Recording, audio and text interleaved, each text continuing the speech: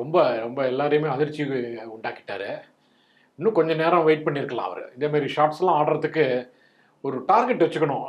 Score வந்து இன்னும் நம்ம ஃபாலோ ஆனையே அவாய்ட் பண்ணல. இன்னும் ஃபாலோ ஆனுக்கு 100 ரன் 110 ரன் இருந்தது நம்ம இன்னைக்கு ஆட ஆரம்பிக்கச்சே. அவர் வந்து கொஞ்சம் ஸ்கோர் கொண்டு வந்தாங்க. ஒரு எட்ஜ் ஷாட் வந்தது, ஒரு நல்ல ஷாட் ஆனார். அவர் சாலிடாக ஆடினார் ஜடேஜா. முதல்ல ஒரு 10 நிமிஷம் ஆனால் ரன்னே அடிக்க முடியல. இவர் இன்னும் ஒரு ஒரு ஒரு 20 மினிட்ஸ் 25 மினிட்ஸ் இன்னும் பேஷண்ட்டாக ஆடிருக்கணும், ஆடலை. அவர் என்ன நினச்சிட்டு இருக்காரு, ரொம்ப அப்படியே ப்ரெஷர் சுச்சுவேஷன் மவுண்ட் ஆகுது, ப்ரெஷர் ரொம்ப ஆகுது அப்படிங்கிறது. அதுலேருந்து வெளில வந்துடலாம், அந்த மாதிரி ஷார்ட் அடிச்சு ஒரு 6 அடிச்சா வெளில வந்துடலாம் அப்படின்னு நினச்சி ஆடினாரு. முட்டானத்துக்கு முந்தின பால் தான் வந்து அதே மாதிரி ஷாட் ட்ரை பண்ணாரு, பட் அது கனெக்ட் ஆகல. மிஸ் பண்ணல. அதை வச்சிருந்தாலும் லேர்ன் பண்ணிட்டாரு.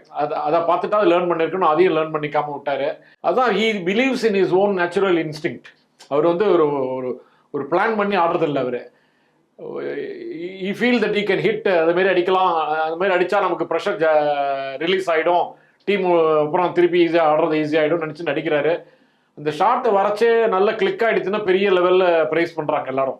நம்மளே பார்த்துருக்கோம், பெரிய பெரிய கிரிக்கெட்டர்ஸ்லாம் கூட இதுமாரி யார் ஆட முடியும், இப்படி யார் ஆட முடியும் அப்படின்னு அதுமாரி காப்பி பண்ணி ஆடுறதுக்கெல்லாம் ஆள்லாம் வந்தாச்சு. இப்போ டிஃப்ரெண்ட் கண்ட்ரீஸில் different players, different young players now they copy Rishabh Pant model of batting.